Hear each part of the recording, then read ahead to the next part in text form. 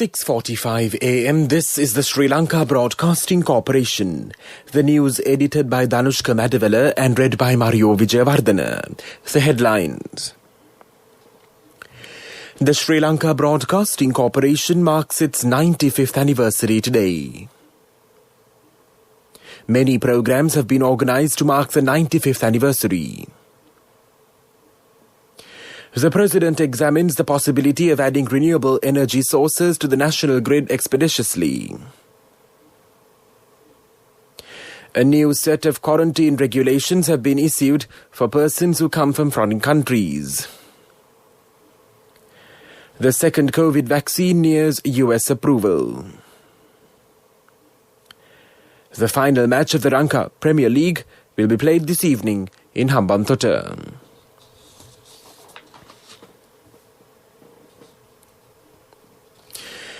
The Sri Lanka Broadcasting Corporation celebrates its 95th anniversary today. Formerly Radio Ceylon, it is the oldest radio station in Asia and was founded as Colombo Radio in 1925. Edward Harper, who is known as the father of broadcasting in Ceylon, founded the Ceylon Wireless Club together with British and Sri Lankan radio enthusiasts. Sir Hugh Clifford, the British governor, spoke to the nation on Colombo Radio for the first time on the 16th of December 1925. This was a historic occasion. The advent of broadcasting in Sri Lanka places the country alongside Great Britain, the United States of America and Germany in terms of international broadcasting history. Colombo Radio was re-established as Radio Ceylon in 1949. Radio Ceylon enjoyed the status as King of the Airwaves of South Asia in the 1950s and 1960s. Millions of listeners tuned in to the radio broadcast. This was the golden era of Radio Ceylon.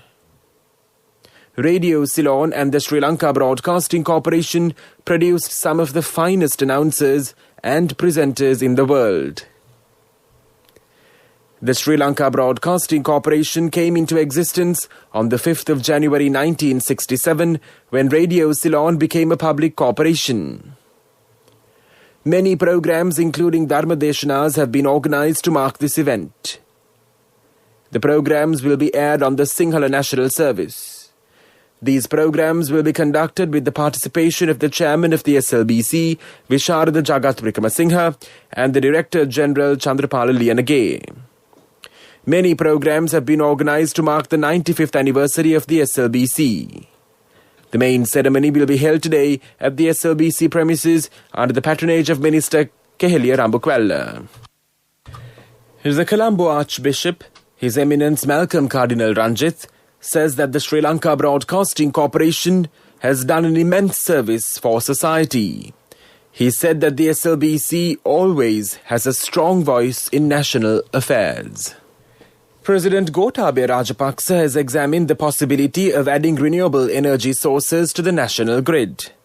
The government hopes to meet 70% of the total electricity requirement of the country through renewable energy sources by 2030. During the discussion on generating electricity at the Presidential Secretariat this morning, the President said that generating renewable energy should be expedited. The future development projects are expected to obtain energy through renewable energy sources. Under the first phase, the wind power plant in Mannar has added 30 megawatts of power to the national grid.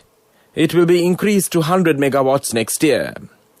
Wind power plants will be built in Chunnakam and Punareen. Plans have been made to increase the megawatt capacity by solar power and natural gas. The President pointed out that entrepreneurs should be encouraged by the government by removing obstacles to implement projects. The President said that the Board of Investment and the Electricity Board should jointly identify investment opportunities and implement projects speedily. Solar power production will be done under several plans. A project will be implemented by identifying 100,000 Samurdhi families, enabling them to earn an income by fixing solar cells at homes. The President said that the cost of 800,000 rupees that will be spent on each house should be borne by the government. This news broadcast comes to you from the Sri Lanka Broadcasting Corporation. Save your card with a balance transfer facility from People's Bank. More details at peoplesbank.lk.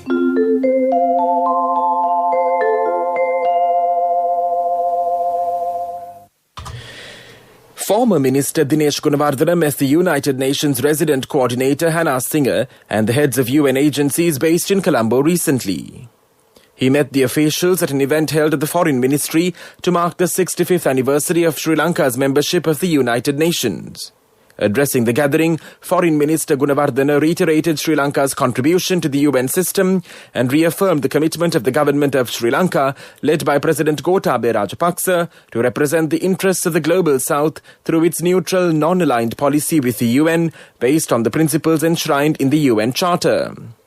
Minister Gunawardena further stated, President Gotabaya Rajapaksa's commitment to the two resounding mandates from the Sri Lankan people and their desire to enjoy sovereignty, human rights and democracy through his vistas of prosperity and splendour.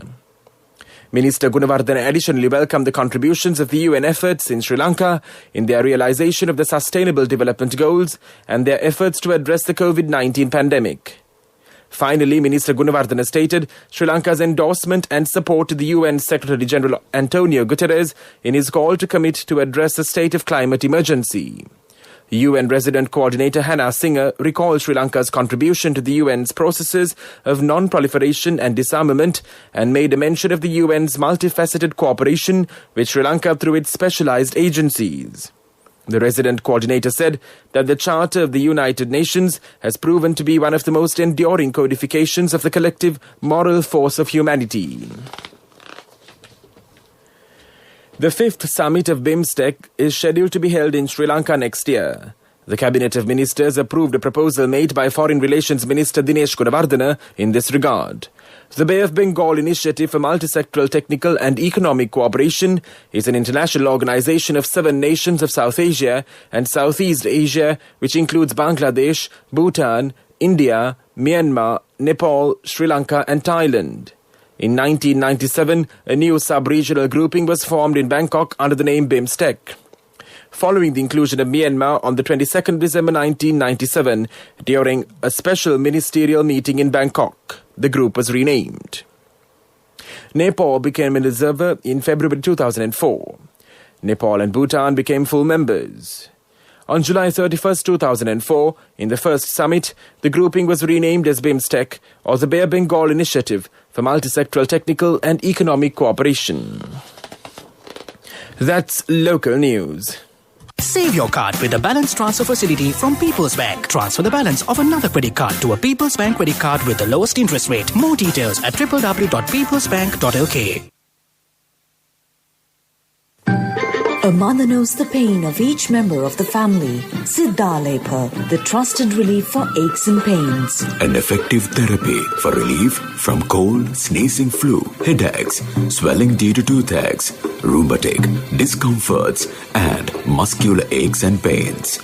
Siddha Lepa, the Vedha Mahatmya in every home. The main news story is brought to you by Siddha Lepa Vedha Mahatmya. The Secretary to the Ministry of Justice, MMPK Maya Dunne, announced that a fire broke out in the waste material store in the Colombo Supreme Court premises at around 4:45 p.m. yesterday, and the fire did not damage any office of the Supreme Court or any other items including files. He further informed that the waste material store was located on the ground floor of a building outside the main building where the Supreme Court is located, and therefore only the warehouse was damaged. The cause of the fire has not been identified yet. The Criminal Investigation Division and the Government Analysts Department have already been instructed to conduct an immediate investigation, the Secretary further said. Meanwhile, the government has issued a new set of guidelines regarding the quarantine regulation for persons who come from foreign countries. Accordingly, everyone who comes from a foreign country should undergo a mandatory 14-day quarantine process. They should be at a single room, and if they are a family, they can stay at a shared room. It will be monitored by health authorities. They will undergo 2 PCR tests during this period. These PCR tests will be conducted on the 2nd day and the 12th or the 14th day.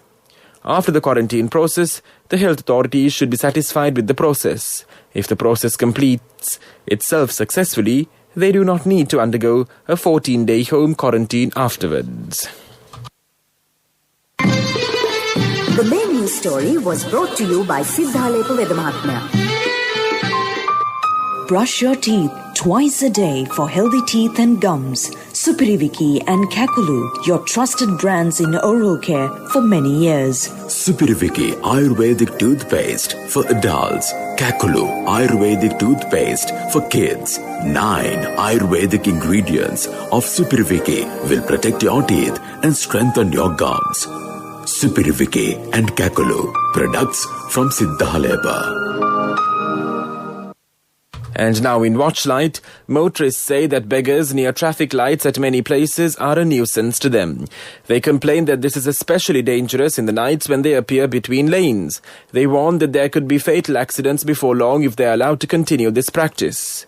This is for the attention of the traffic police in Colombo. That came to you in Watchlight, and now in world news headlines, the second COVID vaccine nears US approval. France replaces lockdown with evening curfew. Pakistan anti-rape ordinance signed into law by President. US regulators say that Moderna's vaccine is safe and 94% effective, clearing the way for US emergency authorization. The analysis by the Food and Drug Administration means it could become the second coronavirus vaccine to be allowed in the US. It comes one day after Americans across the country began receiving jabs of the Pfizer-BioNTech vaccine. The news comes as the US coronavirus death toll passes 300,000 according to Johns Hopkins University. Endorsement of the Moderna vaccine by FDA scientists was announced on Tuesday, 2 days before the vaccine panel meets to discuss emergency approval. France has replaced its second national lockdown with a night curfew. People will not be allowed out of the house between 8 p.m. and 6 a.m. without an authorization form. Christmas Eve will be exempt, but the rule will stay in place for New Year's Eve. Bars and restaurants are to remain closed until at least the 20th of January. The number of people in France who have died from the coronavirus infections rose by 790 on Tuesday to a total of 59,072. People in France are no longer required to print or download an official justification for leaving their homes during the day. But with daily infection rates more than double the 5,000 a day target, a night curfew is being imposed and spot checks will be implemented. Pakistan's president has signed a new anti-rape measure aiming to speed up convictions and toughen sentences. The ordinance will create a national sex offenders register, protect the identity of victims, and allow the chemical castration of some offenders. Special fast-track courts will hear rape cases and will be expected to reach a verdict within 4 months. It comes after a public outcry against sexual violence following the gang rape of a woman outside the city of Lahore. And now the main points of the World News segment once again. The second COVID vaccine nears approval. France replaces lockdown with evening curfew. Pakistan anti-rape ordinance signed into law by President. That was World News, and now in development news, the Department of Posts commences a new cash-on-delivery service. It was inaugurated by the Minister of Mass Media, Kehelia Rambukwala, yesterday. The Ministry of Mass Media said the existing VPP service has been developed into a new local courier service. The new courier service will be operated under a computerized system at all post offices and will utilize the services of all sub-post offices in the country. Postmaster General Ranjit Aryaratna said the local courier service will be further developed to accommodate card payments in the future. That was development news, and now in sports news in cricket. The final match of the Lanka Premier League will be played today at 7 p.m. at the Surya Baba Mahinda Rajapaksa International Grounds. Gaul Gladiators and Jaffna Stallions are competing for the trophy. Gaul Gladiators beat Colombo Kings and Jaffna Stallions beat Dambulla Viking in the semi-finals. Ranjan Madugalla is the match referee of the final match today. Kumar Dharmasena and Ruchira Palyaguru are the umpires on the ground. Lyndon Hannibal is the television umpire. Ravindra Vimalasiri will officiate as a fourth umpire. The Sri Lanka Broadcasting Corporation will give a ball-by-ball live commentary of the match. That was sports news, and now in business news. Asia Dilma has been listed in Forbes' Best Under a Billion 2020 in the Asia-Pacific region. This announcement comes days after being listed in the top of 10 of the most admired company awards by the International Chamber of Commerce of Sri Lanka and the Chartered Institute of Management Accountants. The Forbes list is meant to identify companies with long-term sustainable performance across a variety of metrics. From a list of 18,000 publicly traded companies in the Asia-Pacific region with an annual revenue above $10 million and below $1 billion, only 200 companies made the cut. Dilma is the only Sri Lankan entity to be listed. That was Business News. Economic news, courtesy of... Congratulations on your promotion. When will be our treat, huh? How about today? Oh no, I was just joking. It's fine. I have my LOLC credit card with me. Let's go out today. Introducing LOLC Finance Credit Cards. Fuel the goodness in you. State Minister Duminda Desanayake said 2,200 million rupees has been allocated to set up 1,000 solar power plants in villages. He said 12 million rupees will be granted to each investor who is willing to set up a solar power plant and reside within a 400-meter radius from the plant. He said the banks will grant soft loans to cover the cost of such plants because the Ceylon Electricity Board will buy the electricity from those plants. Hello, Puta. Did you land already? No, Amma. We're in transit and our flight got delayed. Oh, really? How is Shani? Poor thing with her pregnancy. She might be feeling very uncomfortable. The airport must be heavily crowded because it's a season. Amma, calm down. Everything is sorted. Why, I have my LOLC World Card with me. We are at the VIP lounge. There's nothing to worry. Those who spread goodness radiate happiness to everyone around them. Introducing LOLC Finance Credit Cards. Fuel the goodness in you. And now for the weather report. The northeast monsoon conditions are gradually getting established over the island. Showers will occur at times in the northern, eastern and north-central provinces and in the Mathale district. Showers and thundershowers will occur at several places elsewhere after 2 p.m. Misty conditions can be expected in the western, Sabaragamuwa central and Uva provinces and in the Gala and Mathura districts during the morning. That was the weather report. And now the headlines of this news broadcast once again. The Sri Lanka Broadcasting Corporation marks its 95th anniversary today. Many programs have been organised to mark the 95th anniversary. The President examines the possibility of adding renewable energy sources to the national grid expeditiously. A new set of quarantine regulations have been issued for persons who come from foreign countries. The second COVID vaccine nears US approval. The final match of the Lanka Premier League will be played this evening in Hambantota. That concludes this news broadcast, and now it's back to Viana Kurei